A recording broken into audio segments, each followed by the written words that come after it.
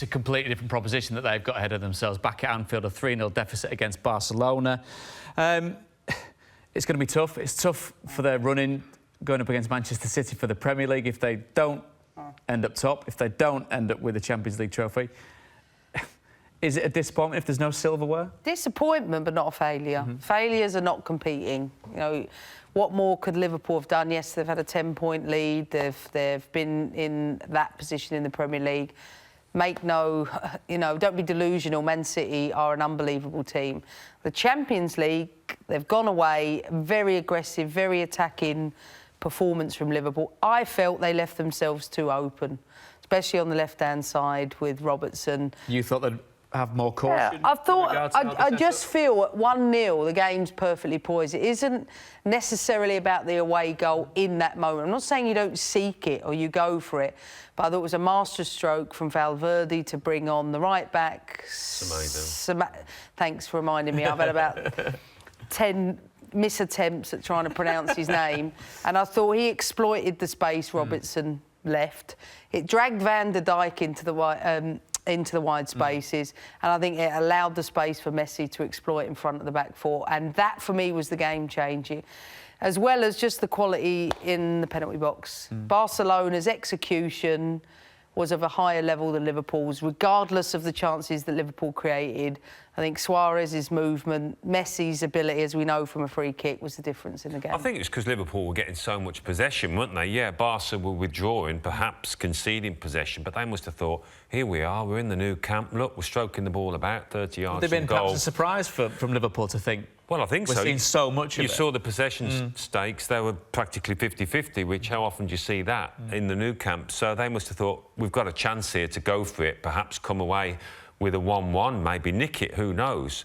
Perhaps they got ahead of themselves. On a better night, those chances that are tucked away. So the fact they didn't tuck them away, and you mentioned that tactical change, you know, that looks more important now. But, you know, Liverpool have been so clinical this season and last, and Mane... They didn't go in, did they? They sort of struggled to finish chances you've seen them do. Mane, I know he was on the stretch, but, you know, how many times have we seen him tuck there? Me and Milner had a good chance, and then Salah hits the post from a fantastic area.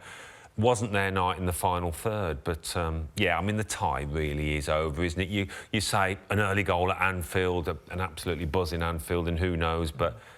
You can't see Barcelona. No, I think you summarised it. It wasn't their night in the final third. I think there was a lot of positive things. I think I always feel as a coach the dangers then of a team overcommitting, knowing, you know, we're dominating, we commit.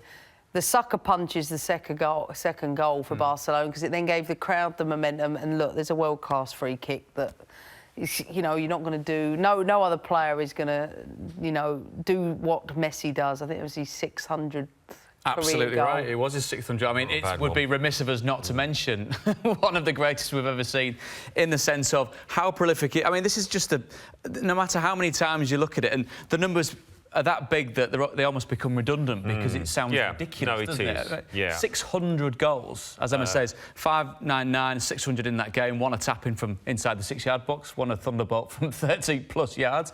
Well, you talk about not taking chances for Liverpool, but it's not an overstatement to say that Lionel Messi certainly does take his chances, doesn't he? Yeah, I mean, he's beating the second highest goal scorer by about 300, isn't he?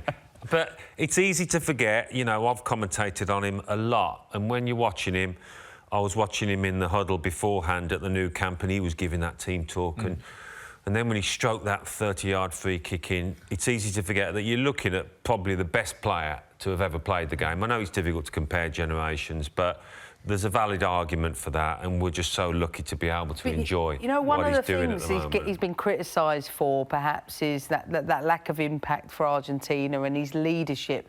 I thought he was a wonderful leader. Whether he was critical of decisions of players in the final third, to coaching the players within the flow of the game, to stepping up in the key moments. I think his leadership in this particular game was more exceptional than I'd ever seen from him. It's almost like I'm not going to let the opportunity pass me by again with the Champions League, and he was there. I think he was the big difference in terms of keeping his team in the right space, even when the game was challenging for them. He set the agenda at the start of the year, didn't he, the season, when he's grabbed the microphone and said, you know, we want to win the Champions League again, we want to bring it back here.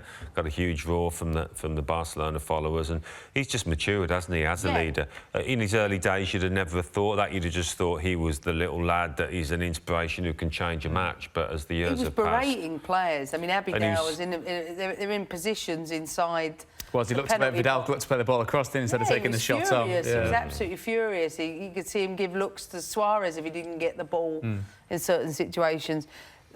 A top-level player demanding that standard from each other, I think, just serves to inspire players, and it was an inspiring performance. Yes, clinical, but I thought he was inspirational to his teammates.